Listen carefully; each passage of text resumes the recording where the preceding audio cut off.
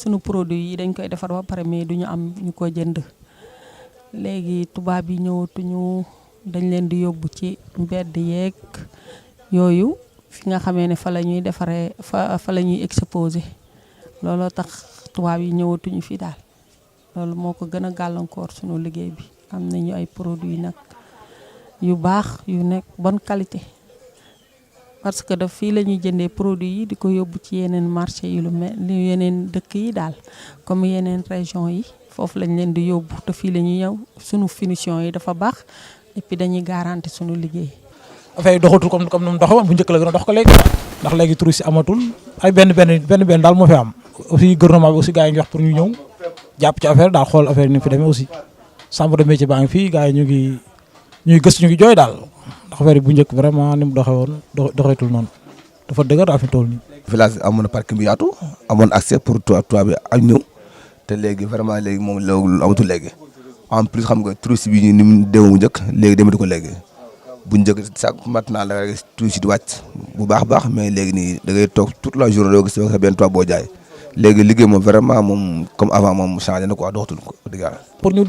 ñëw rek jàpp yi gën a kii affaire yi publicité affaire yi gën cee wax ak gouvernement bi ñu ji ma def yeneen pexe ndax affaire yi gën a dox daal am déet mais il faut ñu daal ñu jàpp ci daal ndax fu loo gis it il faut ñu teg ci loxo jàpp ci bu baax bu ko defee affaire yi ñu gën a mu dox daal am déet waaw ndax fi mu toll moom fépp lu métti na daal métti moom mënut a passé métti léegi bu ci defee yeneen aussi investir ci yeneen affaire yi ñu ci taxaw gëstu ko jàpp ci daal ndax affaire yi gën a dox daal seet ci yeneen mesure quoi pour mu gën a naay sax. liggéey bi bu ñu dimbalee rek mu dox parce que ñun demuñu fenn dañoo toog di liggéey ak suñu loxo di daan suñu doole bu ñu dimbalee rek liggéey bi day daal di dox waaye bu ñu seetaanee te day gën a métti ci ñun parce que li ñuy jaay nii ñaari touristes yi ñoo ko gën a bëgg am nay sénégalais yi koy bëgg mais bu ñu gouvernement bi mën ay jàppale touristes yi di mën a ñëw fii di jëndeek ñun loolu dañ ko sant dañ leen gërëm jafe-jafe bi rek mooy ñàkk client mais ñi ngi toog toujours fi ñu toog di liggéey waaye mënuñu dem fenn mais toujours daal ñu ngi fi toog di daan suñu doole di liggéey mënuñu tukki mënuñu dem fenn waaw léegi nag bu ñu gouvernement bi jàppale ñu am ay clients yu baax yu fii ñëw di ñu visité di jënd ak ñun foog naa liggéey bi day gën a jëm kanam. li ñu naan ministre mooy mu ñëw jàppale artisan yi parce que artisan yi nga xam nga si réew mi leen bokk te liggéey bi doxadul kan mu dex woon xam nga te ay borom ko def nekk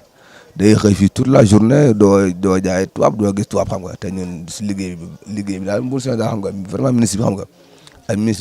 ministre du tourisme jàpp si liggéey bi xam nga fexe tourisme yi ñëw Sénégal xam nga wàññi hôtel yi xam nga pour tubaab bi gën a xam nga am gën a bëgg ñëw Sénégal xam nga parce que tubaab ba li gën a jooti mooy hôtel yi cher na xam nga te xam nga sécurité des na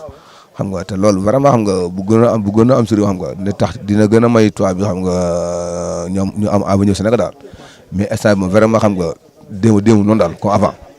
ñun ay artisan lañu dañu sunu liggéey nekk duñu liggéey ay machine ak yooyu sunu loxo lañ koy liggéey xam nga lu ñuy produire bu bari mais bu fekkee ne li ñu koy produire nag mënul écoulé wu ñun dinañu handicapé bu baax encore li ñu bëgg ci nguur gi tamit muy ñëw di ñu defaral publicité bi mooy bu ñu amee gan ñu ñëw ñuy visiter sunuy liggéey pour yeneen dëkk yi xam ko télévision nationale di ñëw di xool sunu di ko kii daal di ko wone loolu moom tamit dina bokk nañ ci la ñuy jàppale ba pare encore tamit wàllu xaalis yi ñuy lebale surtout ñun ñi jigéen ñi am nañ fii ay association yoo xam ne ñun ñooy nattal suñu bopp chaque jeudi 500 francs bu ñu paree duñu ko leble suñu biir te loolu ñun li ñu bëggoon mooy nguur gi ñëw dimbali ñu financement yi ñuy joxe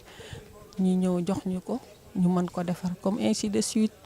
sculpteurs yi yëpp ñun fii organiser nañu ba nga xamee ne corps de métier bu ne am na ku ko représenté kon nag ñun bu ñu amoon financement dinañu gën a arrangé